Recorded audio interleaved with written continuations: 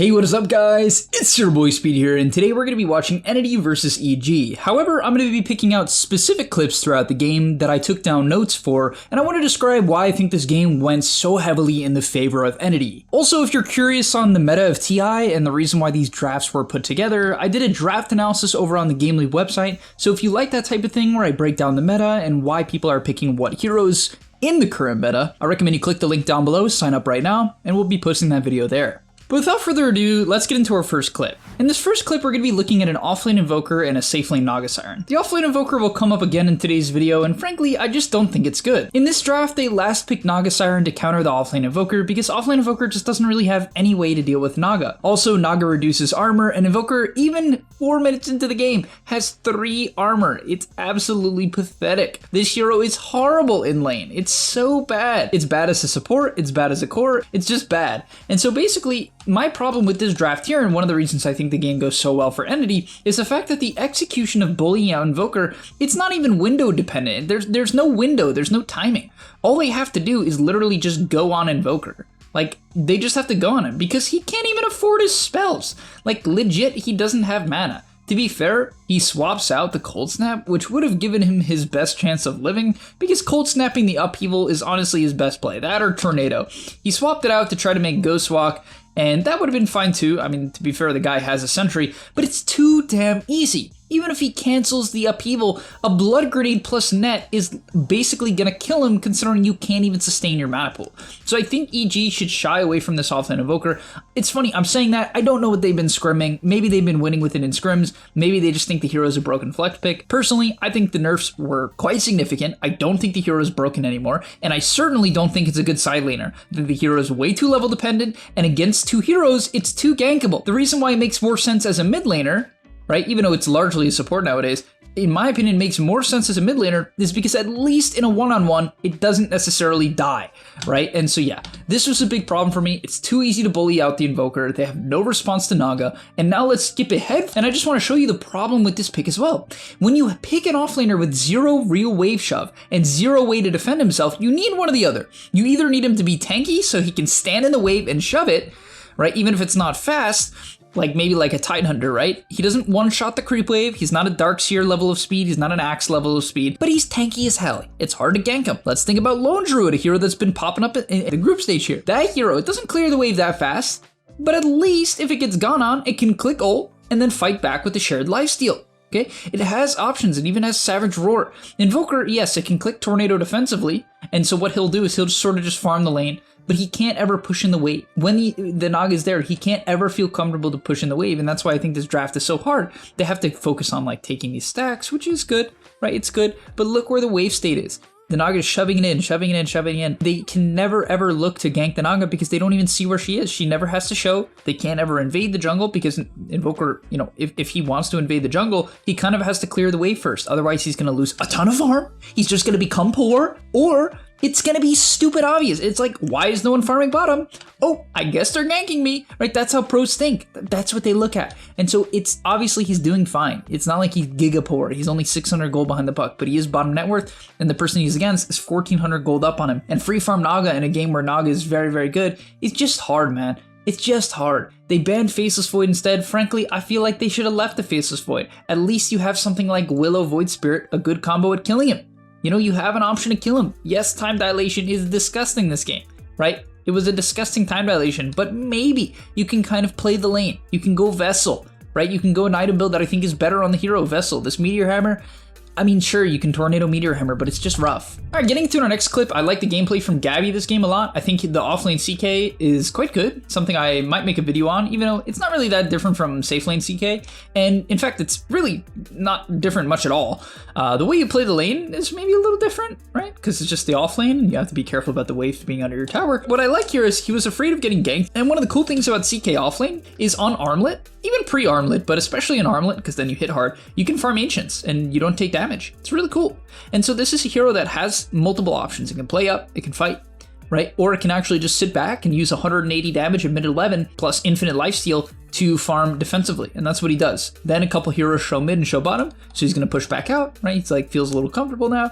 Terrorblade's going to push the wave in, so he's like, okay, I'll just take Ancients, right? No problem. I'll just farm up the Ancients. Very clean. Top wave gets pushed into him. Okay, I'll push in top wave. And he understands that, okay, they can't really gank my Naga. They can't really gank the puck easily, right? So what can they do? Well, frankly, not really anything. And so he doesn't have to play aggressive this game. He doesn't need to create space. The enemy team, it's like very difficult for them to force anything due to their heroes, right? It's just difficult. I mean, could they? Yeah, they could. They could go kill the Venge. They could smoke and kill Venge, maybe pressure the tower. They probably should have done that, honestly. It looks like they're doing that right now. They're trying something. I would guess it's a gank on the Venge. Let's look at this mid gank. It's just kind of, it's in vain, right? It's in vain because, yes, you want to catch the puck, but it's hard, right? Your best catch for puck is it's Aether Remnant, which is not reliable. It's not reliable against Puck. Puck can W and get out of the way. He can Q, sometimes get out of the way. Can't phase shift it, but, you know, he doesn't have to try. And so they wrap here. They want to find the Puck, but they end up just finding a Warlock. It's like, great, we go on the Warlock who has wand raindrops. Thankfully, they didn't have enough damage to counter initiate. And so they get the Warlock kill, but like, that's kind of it. You know, you pop the smoke, which are extremely valuable. This is how the pros see it. If you burn a smoke, you're burning a lot, right? Smokes are not something you just casually use. Getting a support kill off a smoke doesn't feel that good unless it gives you map control. Let me ask you guys a question. Did that smoke kill give them map control?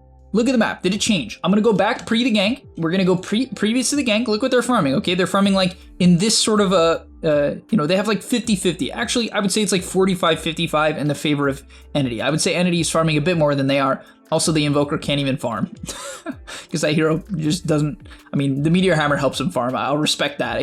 At least he has that. But okay, they were farming that. And now they get this kill. It doesn't give them mid tower. They can't even continue to push, right? And what do they go back to farming? The exact same. And so all they get is a Warlock kill, you know? And you just don't feel good about that. It doesn't advance your map. In fact, they just weren't even farming during that period of time. You can see the CK and the Naga, they have two top farmed heroes. I mean, this is brutal. They have two of the top farm heroes. They're just falling behind. And now skipping ahead a little bit, this clip was really important. The CK disassembles this Echo Saber into BKB. And the reason why this was really, really good is it allowed him to actually take this fight here. The Terrorblade's pretty good at killing CK. It's honestly a hero that has a decent matchup against CK. I say decent because, frankly, you can die before getting Sunder off because you can get stunned and burst, and we'll see that in this clip here. He's pretty low, but he's going to heal off the wave. One hit, one crit, heals him for like 700. I don't know.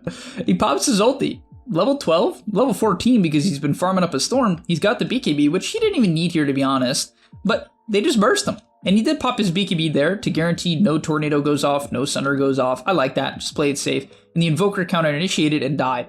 Right, and you'll see, I want to show this from EG's perspective. It was a cool movement from them.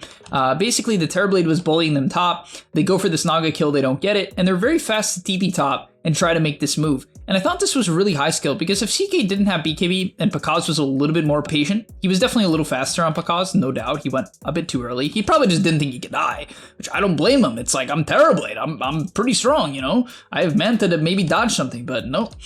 No luck, just dies, and they committed multiple TBs for that. They don't get it, it turns into a Roche.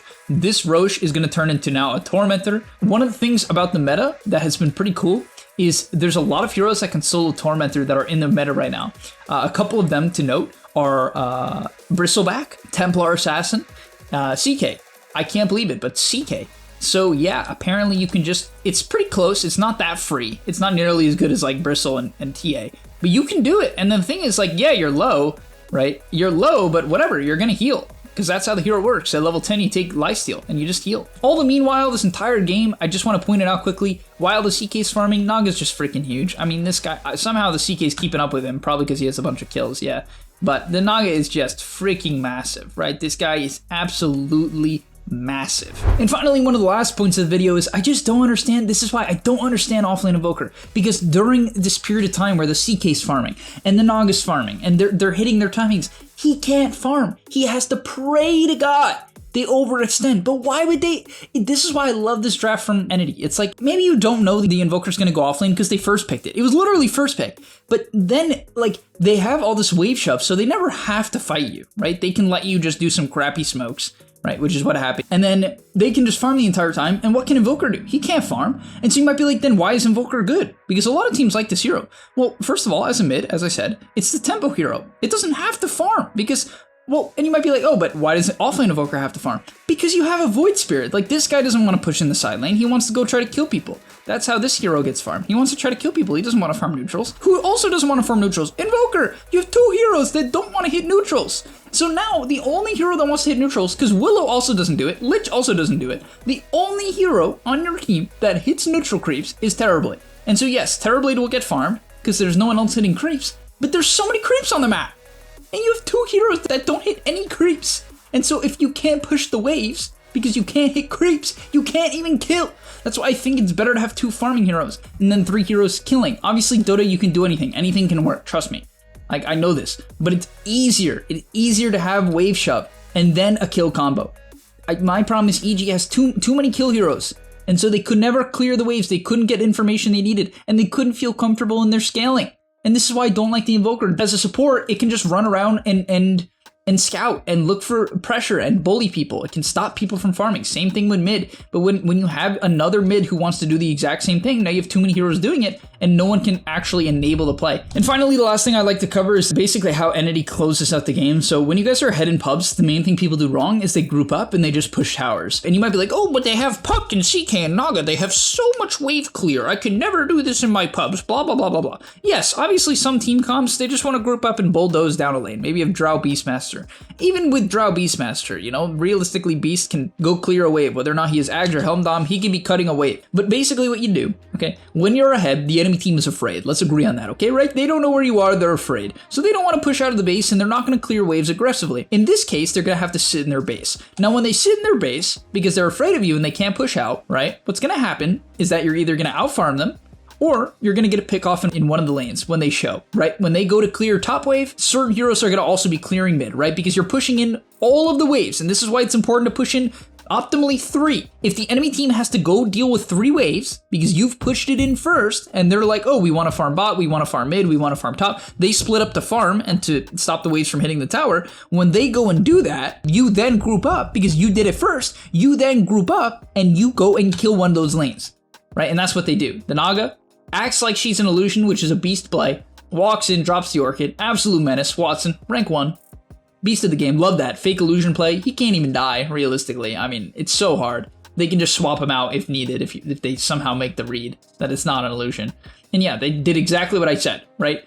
And look at it from EG's perspective. But Terrorblade, he's like going to push out bot. He doesn't know where they are. He's like, oh, I'm going to try to farm, I'll try to hit my next timing, as he should. He shouldn't just sit in the base. He'll just lose. But from EG's perspective, all they see is, well, nothing, right? If you look at it from their fog, they see CK show, but they don't even know if that's an illusion. And when CK shows, he's already just going on the Willow, who doesn't have a Dispel. Which, by the way, I think he should have bought a Dispel, frankly. But either way, he's going some Midas Axe build, which I see people go. It's pretty cool. It scales well, but I don't know. I don't think this is the game for it. Either way, thank you guys so much for watching. Hopefully you enjoyed. The CK ends up kind of 1v9ing the late game here. This hero scales very, very well. I say that, but sometimes it has bad matchups and it looks like a bot, so this game it scales well, okay? But look at this, look at this. No, I just want to show you this clip. This is just insane. This Void Spirit has a BKB. He has BKB Ags. And the CK just goes in and just stuns him? Doesn't even BKB the Tornado, which maybe he should have, because he BKBs the way down, so he used it anyway. Just kills the guy through BKB. Good follow-up stun from the Venge. Boom, forces out the Ghost Walk, forces out the Invoker BKB. Blink comes back up. One shots Invoker, kills the Lich. Oh my god. Alright. Thank you guys so much for watching. Hopefully you enjoyed. I'll see you in the next one. Sub to the Game Loop website, and I'll see you there. Peace. And that's all, but remember, before you leave, come on, before you tune out, subscribe to the Game Leap website, where we are going to help you get to the next rank. If you're stuck, click the link down below, and I'm out. Peace.